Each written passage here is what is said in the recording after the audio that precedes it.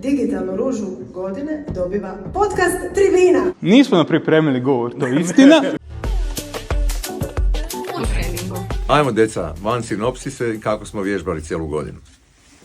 Ovako, mi bi trebali biti kratki i duhoviti, pa ćemo pokušati biti kratki. Ovako, prije svega, hvala našim roditeljima koji su sve svoje prijatelje, naravno i cijelu rodbinu, angažirali da glasaju za nas. Naravno, hvala i svim ostalima koji su glasali, našim gostima i čestitke svima vama koji ste uz nas i nominirani.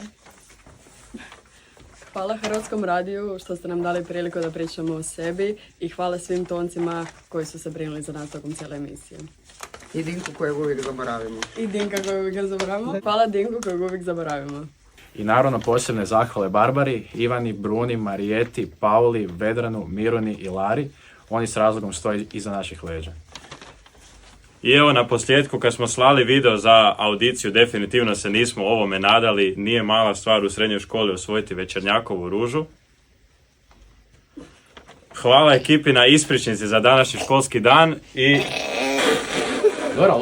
zapratite nas na TikToku i dalje nas pratite na svim društvenim mrežama. Hodite svi u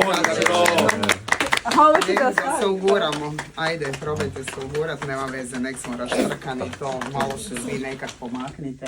Odlično, super.